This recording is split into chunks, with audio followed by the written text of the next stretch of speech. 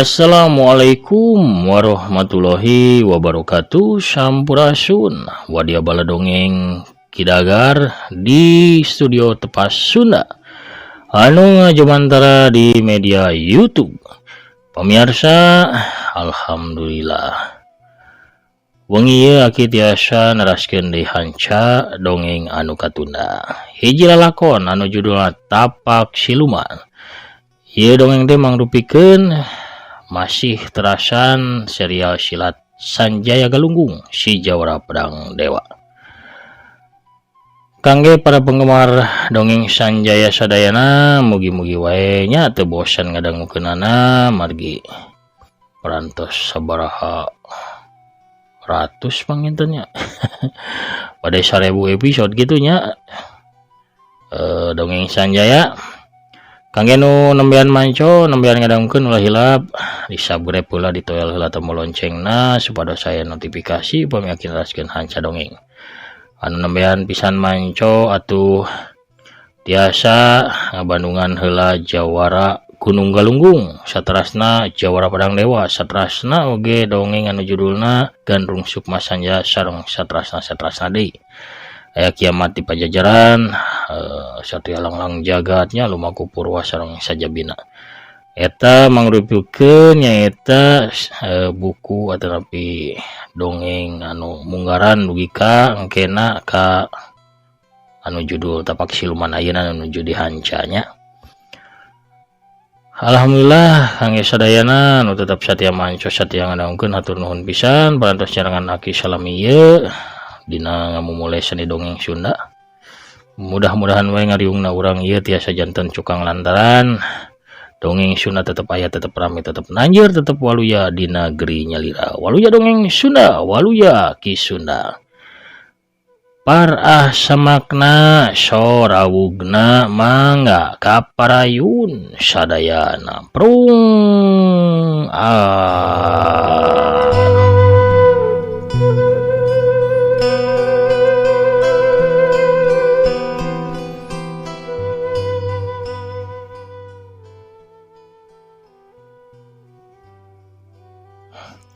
Sahari jalma lamping wetan teki tanya Sanjaya.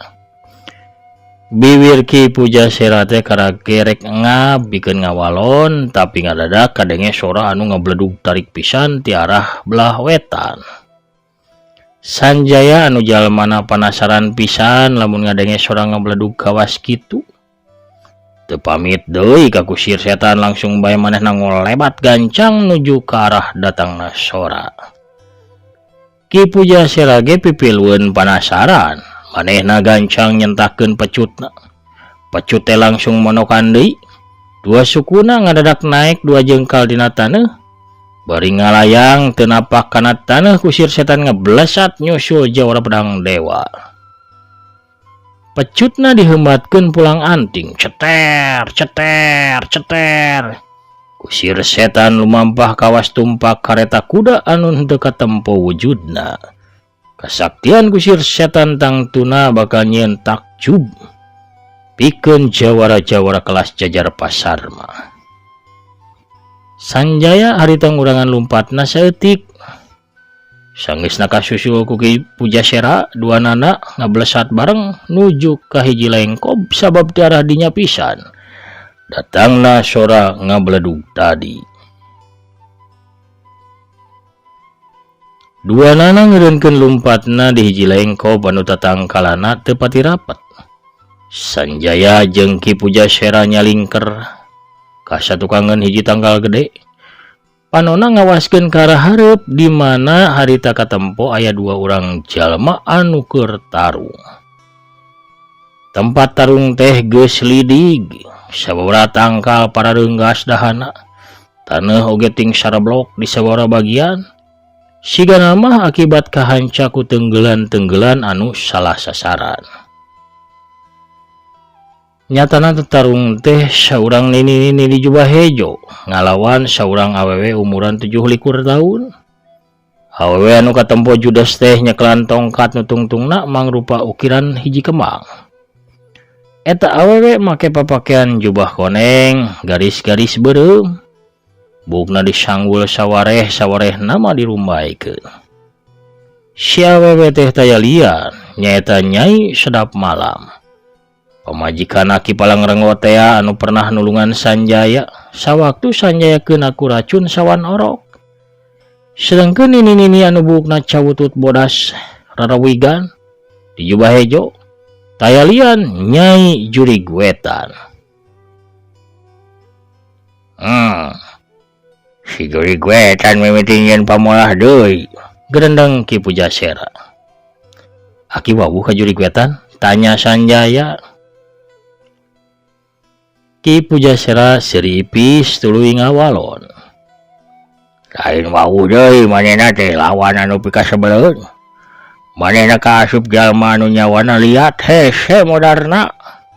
Papatah nyebutkeun ngagunting dina tilepan hartina tukang jahit.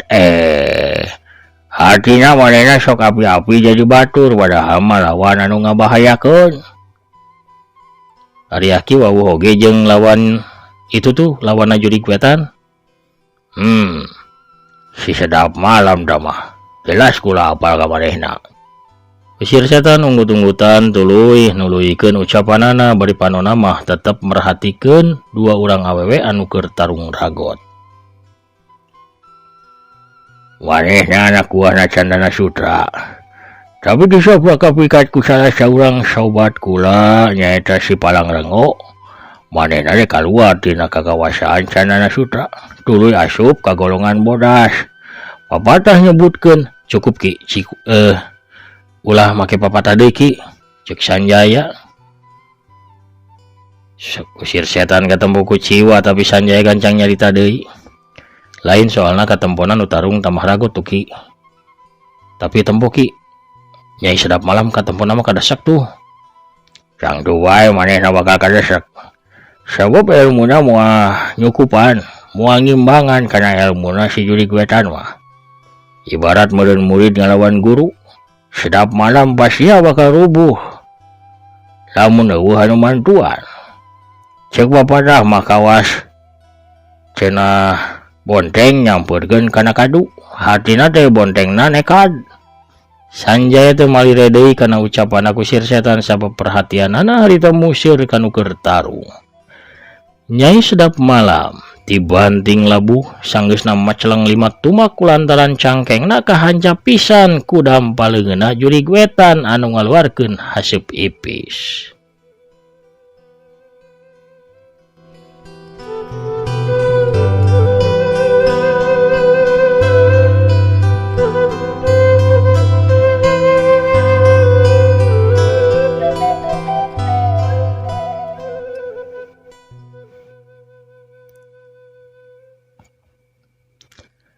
Sigana Jurig Wetan teh bener-bener hayang nandasa ka Nyai Sedap Malam.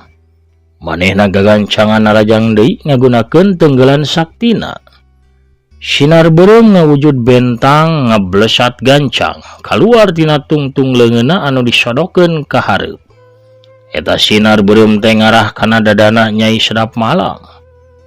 Nempo kitu Sanjaya teh cicingeun. Manehna gancang ngalupas tenggelan Turanggalaga anu kakuatanana bisa nembus sinar tenggelan musuh. Barasat sinar wungu ngabarasat lempeng tina curugna Sanjaya Galunggung anu ngarengkep ngahiji. Kacepatan sinar wungu ngaleuwihan gancangna sinar beureum tenggelanna Jurig Wetan. Di tengah jalan sinar wungu teh ngahantem sinar beureum sarta masih nyesa kene tuluy ngabentar ngahanca hiji tangkal di kajauhan. Puar! Sora ngabledug kadenget tarik pisan nimbulkeun galombang sentak anu kuat sarta sumebar ka sagala arah. Jurig Wetan menceleng sedengkeun Nyai Sedap Malamna kaseret sejauh 4 tumak ke arah tukang. Hebat oge jurus maut hidup tejang, cek kusir setan bari unggut-unggutan. Tapi eta jurus lain jurusna soratan parupa. Tapi na jurus mautna Dewi Asmara, adina seorang tokoh kahot di Pulau Andalas anu gelarna Datuk Rajo Arak. Aranjeunna teh kasup guru kuring oge Ki.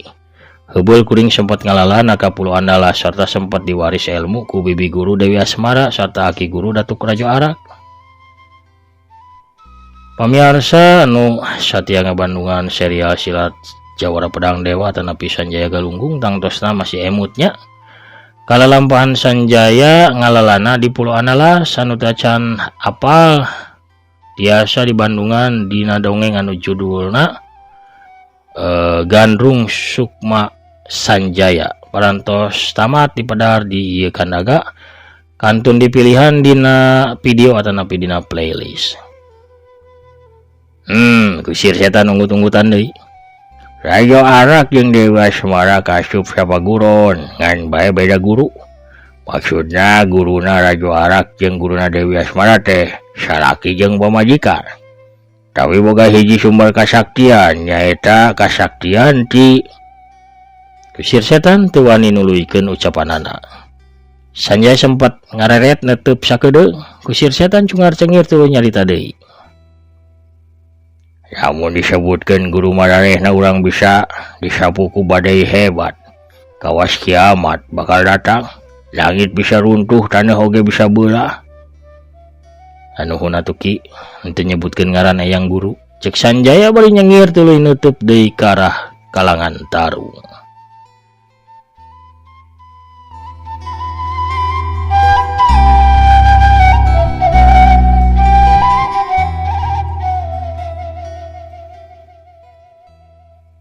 Pamirsa sadayana ulah hilap ieu dongeng teh dialpukahan ku afiliasi Tineng Sopi. Sakur kanca wargi Tepas Sunda anu uras sapatanapi remen gulah galeuh di Shopee nya mangga tiasa balanjana ngalangkungan produk-produk anu dipajang di dongeng aki. Boh buku dongengna, boh iketna tanapi kawasna mangga diklik wae salah sawiosna. Saparantosna lebet ke aplikasi Shopee mah pamirsa bebas bade gulah galeuh naon bae oge nya mangga sakahoyong pamirsa. Hatur nuhun kasadayanan parantos ngarojong parantos balanja ngalangkungan produk-produk nu aya di dongeng aki. Urang lajengkeun deui dongengna. Prung.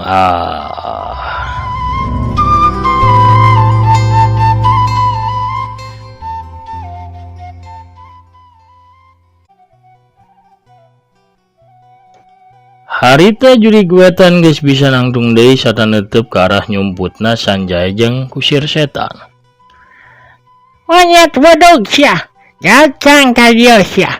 Lamun rek minta jatah modal poe ayeuna. Si Nini teh ngagero tarik di tempat nangtungna. Wes. Kusir Setan ngolebat ti heula, miheulaan Sanjaya.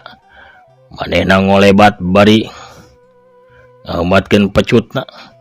Ngablesat lir kilat kawas nu tumpak kareta setan. Gerakan Kusir Setan ngagetkeun pikeun juri guetan. Manehna gancang ngagajlang ka belah kenca nyingkahan surudugan ti Kusir Setan. Sementara juri guetan dilayanan ku Kusir Setan, Sanjaya mah gancang ngolebat ke arah Nyai Sedap Malam. Anu katempo tatu sabab dina irung jeung ceulina teh ngucur getih seger.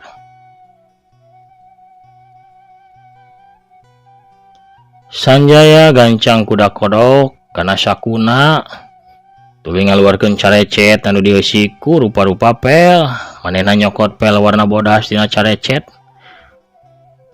Gancang teureui ieu ubar Nyai, cek Sanjaya bari ngasongkeun pel dina leungeunna.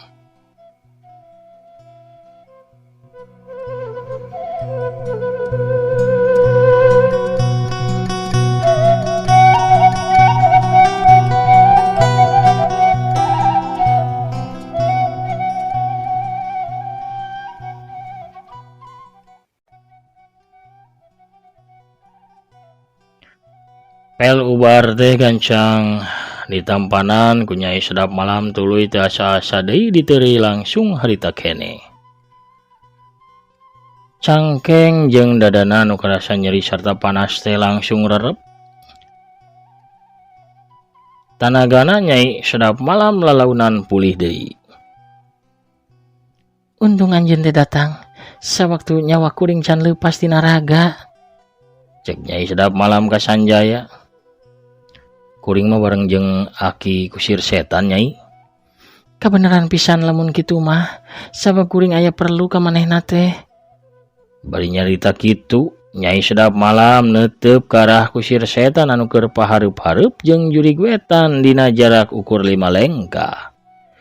Sanjaya gancang ngalengkah pikeun ngadeukeutan ka kusir setan, tapi leungeunna gancang dicekal ku Nyai Sedap Malam. Keun bae kusir setan bae anu nyang hareupan urut ka bogohna eta. Oh, jadi kusir setan teh pernah aya hubungan? Jadi namudan jurig wetan teh urut bebenena kusir setan. Sanjaya rada reuwas oge ngadenge ucapanana Nyai Sedap Malam kitu. Nyai Sedap Malam ngawalon ukur ku unggeukna. Di tempat nangtungna Sanjaya kunem caturna kusir setan jeung jurig wetan masih kadenge sanajan ukur hawar-hawar. Harita sinini anu mimiti muka carita. Kula geus nyarita sawawaraha puluh balen. Urang teh geus teu boga hubungan naon deui kusir setan. Anjeun geus jadi milik Rahayu. Satah kula ge geus jadi milik Bagas Tirta. Sanajan pamajikan anjeun geus modar satah salaki kula geus maot, tapi tetep urang teu boga hubungan naon. Saukurnya sacarita baheula anu pamohalan bikeun disoran deui. Kaula bosan jeung geuleuh pisan ka anjeun teh Bujasera. Anu hayang ka diri anjeun ini peot. Kaula muncul di hareupeun anjeun teh kulantaran hayang negor tindakan iblis anjeun. Anu ti baheula mula teuing euy yo. Walah kalakuan anjeun beuki maceuh bae kawas biangna setan. Tembak Ki Pujasera na Malang. Paduli naon anjeun ka diri kula ha? Sentak jurig wetan. Malah lamun ayeuna kula bisa meyahan anjeun, kula bakal menang kadudukan anu luhur di lamping hidung. Kula ge bakal ngarasa tentrem lamun kiwari bisa ngaleungitkeun raga anjeun jurig wetan. Ki Pujasera rada ngahayab oge hatena. Lamun kitu, urang adu jajaten ayeuna keneh tapi karasa urang di antara urang teh aya anu modal. Ya lamun kitu kahayang ayeun, ngapaksa kula ge tega nyawa. Bakal nyabut nyawa anjeun, Nyai. Pamatah nyebutkeun gede keneh paseuk tibatan gajah nu hartina teh ulah tepi anjeun gede susumbar tibatan kanyataan. Buktikeun kasaktian anjeun anu ti baheula mula diagul-agul ku anjeun di hareupeun kula. Tutup sia sungut anjeun monyet kolot. Hiat! Sabut. Jurig wetan narajang ka kusir setan tenggelan pereupna gancang ka cida. Ngahyung bangbaraan mawa angin anu panas ngarah kana dadana kusir setan.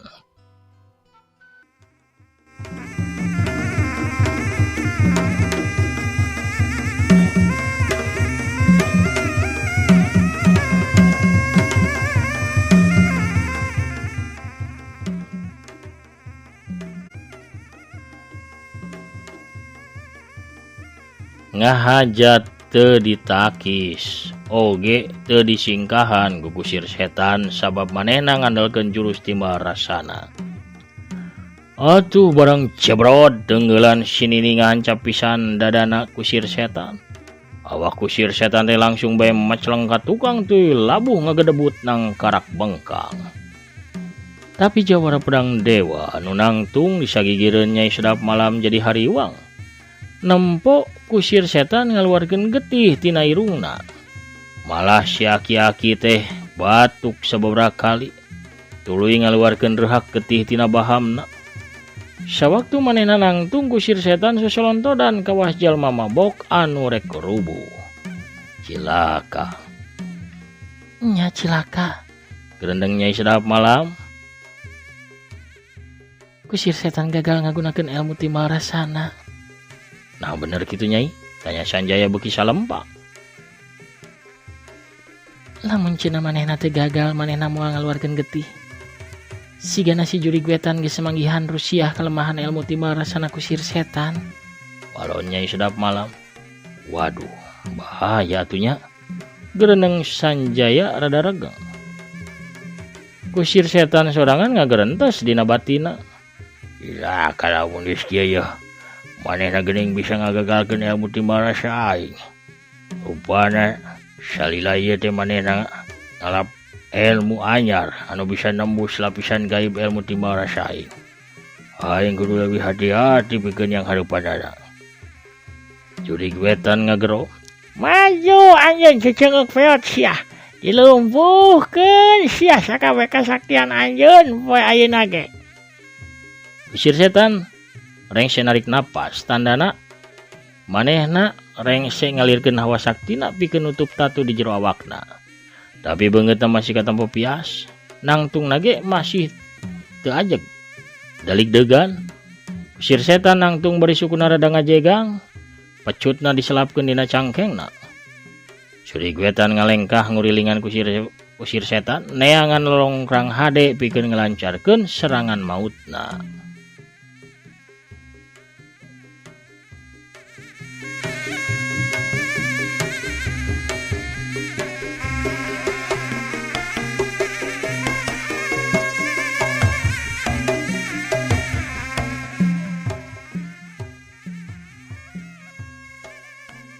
Ngadada kusir setan nyetrekeun Ramona kawas ngageroan hayam cetrek. Jurig Wetan ngadak dibanting ngajurelit kawas anu disamber sukuna ku musuh.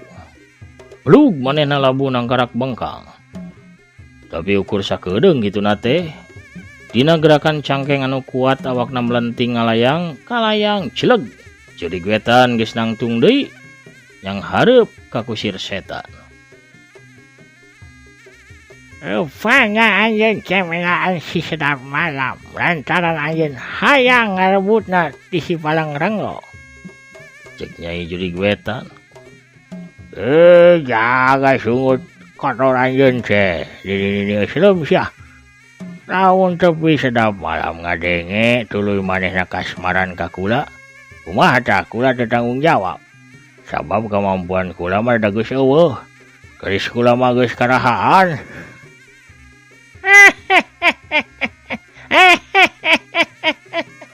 Lamun kitu, anjeun pantos pikeun dikirim bae ka neraka Bujasera. Hiat! Jurig Wetan ngagentakeun dampaleungeunna ka hareup. Sap, wes. Hiji sinar ngawujud bentang ngablesat ka arah kusir setan. Sakali ieu mah bentang beureum teh dibarengan ku haseup. Tandana Jurig Wetan teh ngerahkeun tanaga jero sapinuhna. Ieu tenggelan teh lamun segeuna bisa langsung niwaskeun Ki Pujasera.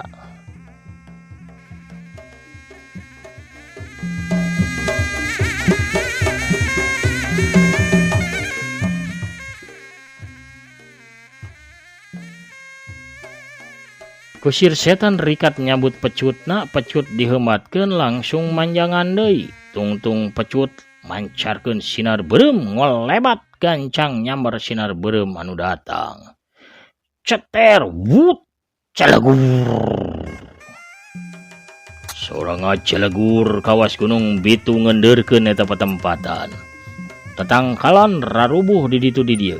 Taneuh barulah malah aya nu longsor sagala ka jero. Ngawangun lombang anu badag. Kakabos harita mulek minuhan eta patempatan. Dina kayan kitu, hiji bayangan beureum ngolebat gancang ka tengah-tengah kalangan kolebat. Jorelat jeleng kalayang celek. Saurang awewe tengah tubuh di samping jangkung make kabaya beureum geus hadir di eta tempat. Leungeun kencana ngelek boboko, sedangkan leungeun katuhuna nyakla nyiru anu disuhun dina luhur sirahna.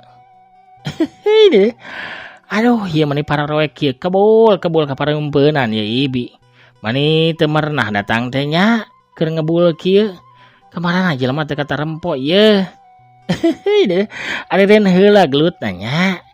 Mending ye dia sian heula tenagana ku awug Ibi anu amis saos kira nikmat kareueut matak dedeyeun awug Ibi mah. Tah ieu kukurawuna alias surap jagong sok geura ieu nikmat raos geura beer gelutna rame aya tenagaan deui. Jarajan heula ieu Abah, Aki, Ujang, Kasep, Geulis. Pamirsa sadayana sok diborong ka mana Bah Agus ka mana ieu? Pohara pamirsa.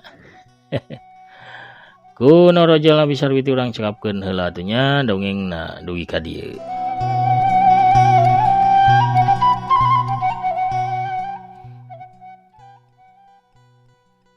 Pamirsa sadayana lalampahan Sanjaya Galunggung si Jawara Pedang Dewa dina lakon Tapak Siluman.